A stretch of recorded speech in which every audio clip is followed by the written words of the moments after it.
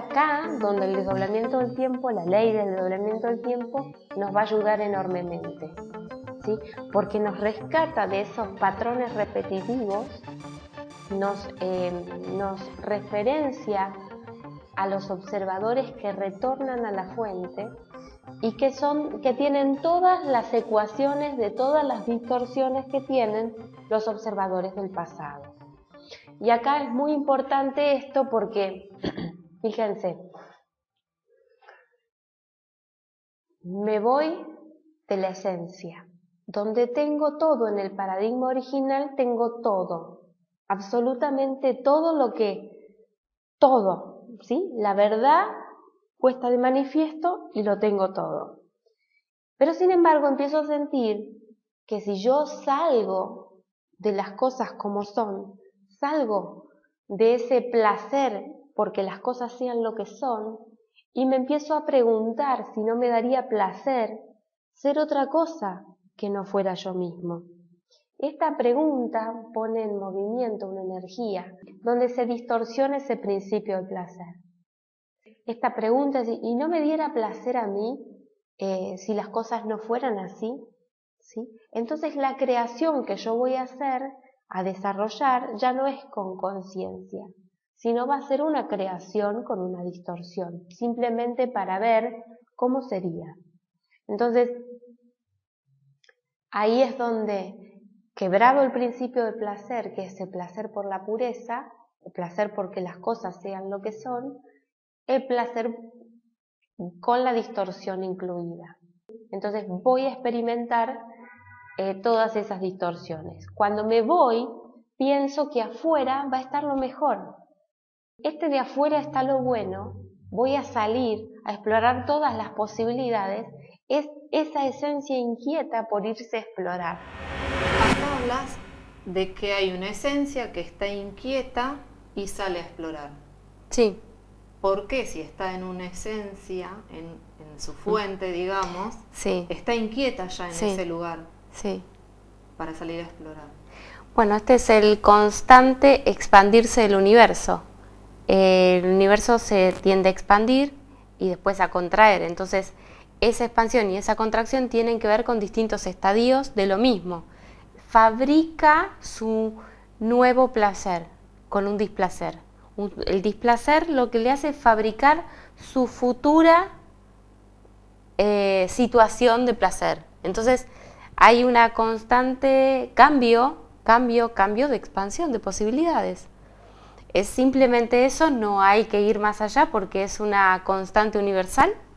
Es una constante universal, el principio de placer-displacer es una constante universal, entonces no la podemos ni discutir, ni argumentar, ni nada, ni tratar de cambiar ni siquiera, porque es eso justamente lo que nos hace estar conectados con un nuevo crédito, ¿sí? Lo que nosotros necesitamos, y acá pongo la palabra necesitamos, como biologías concretas, ocupando un espacio concreto, vital, es que se nos renueve el crédito, ¿sí? ¿El crédito qué es? El crédito de ese juego placer-displacer y entrar en una, cruzar esa frontera de la certidumbre para consumir incertidumbre y expandir esa frontera de certidumbre.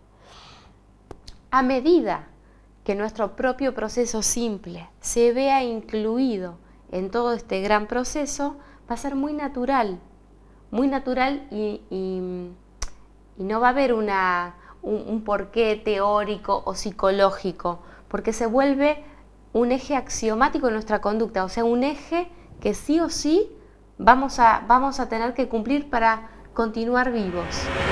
Esa esencia inquieta está entrando en el desdoblamiento. Entonces, nosotros ahora ya hemos recorrido todas esas posibilidades y en ese bosque de todas las posibilidades estamos perdidos porque encima estamos dando vueltas en círculos. No podemos volver. Entonces ese volver ahora se vuelve súper importante.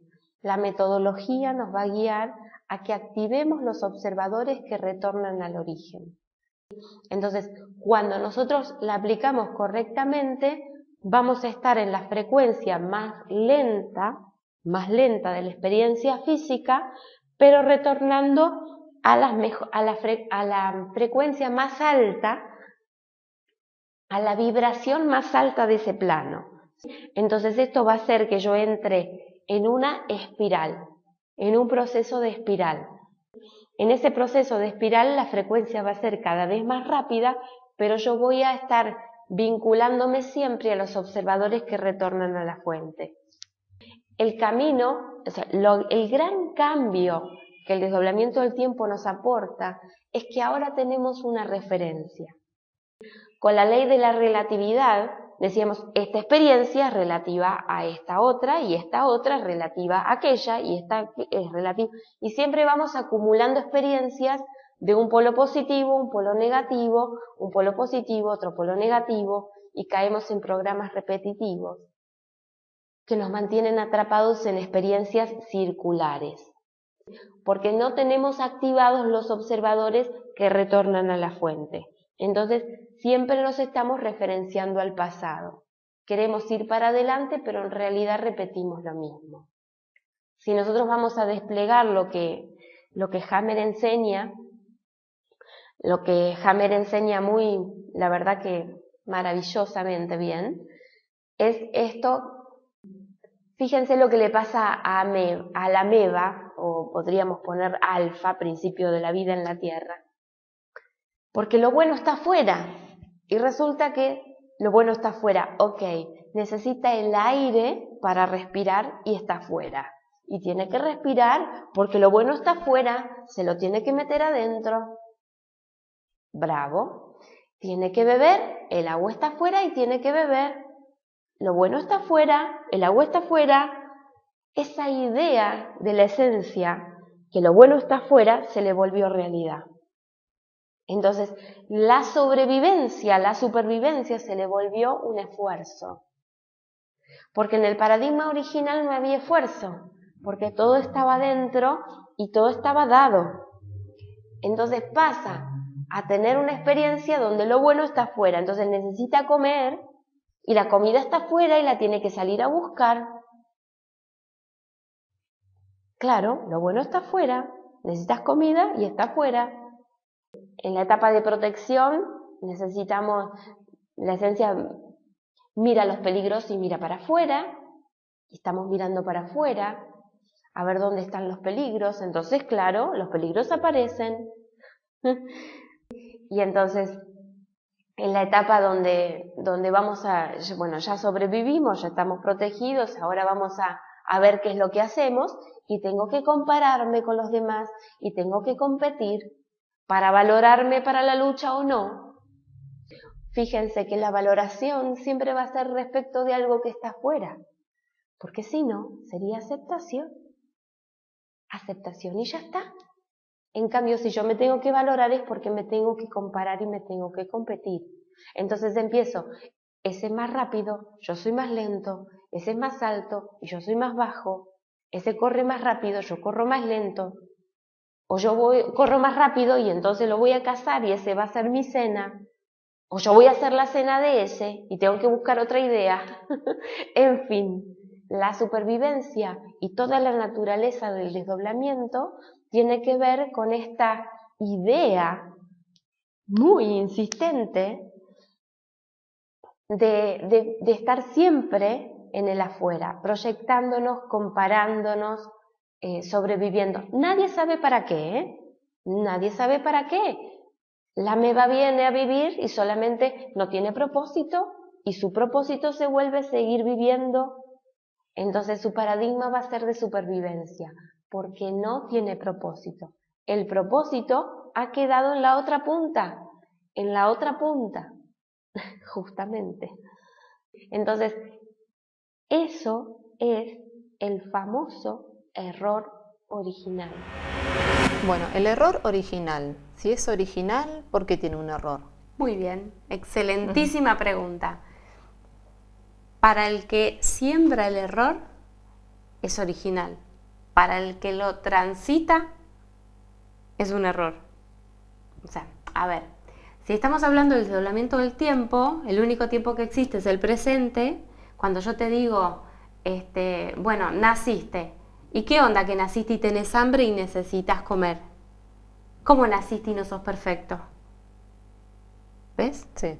Entonces, esa idea de que tengo que hacer algo para cubrir una necesidad es un error.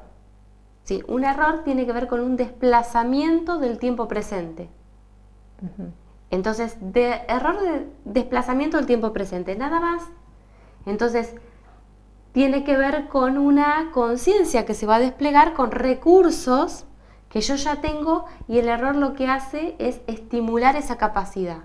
Yo tengo la capacidad de generar mi alimento, ¿sí? Entonces, para estimular esa capacidad viene el error hambre. ¿Ves? Entonces, consecuentemente vas a desarrollar una habilidad, que esa habilidad ya tiene connotaciones muy distintas, porque cuando uno está dentro de una estructura, no tiene ninguna necesidad, porque está dentro de la estructura. Cuando sale de esa estructura empieza a tener necesidades. Claro. ¿Por qué? Porque eso le van a llevar a generar su propia estructura. ¿Sí? Perfecto. Entonces, el estímulo va a ser el error. Vas a decir, uy, percibo que tendría que tener algo que no tengo. Percibo que tendría que estar en un lugar donde no estoy. Percibo frío. ¿Cómo frío? ¿Cómo mi piel misma no me protege del ambiente? Esto hace que yo sea capaz de desarrollar mi propia piel, que es mi vestido, mi vestimenta. Sí. ¿Sí? Pero ya es una cosa que la estoy haciendo meritoriamente. ¿Sí? No, nosotros nacemos con piel, entonces el hecho de que nacemos con piel nos está aislando del medio, pero es un acto virtuoso. Nosotros nacimos así. No lleva ningún mérito de nuestra parte nacer con piel. Perfecto. ¿Sí? Pero en la medida que registramos que la temperatura es más alta o más baja, o yo ya preciso abrigarme. ¿Sí? Perfecto. Entonces es muy importante esto porque nos va capacitando en la generación de estructuras, gracias al error. Si no hay error es porque la estructura me está conteniendo y yo soy un contenido. Y esa generación es meritoria. Y lógico, porque Sí. no hago nada para tener todo lo que tengo. Cuando yo empiezo a tener que hacer algo para tener las cosas que tengo y para consumir las cosas que consumo, esto activa una conciencia que está como en manera potencial. Pero si yo no tengo el problema, no activo la solución.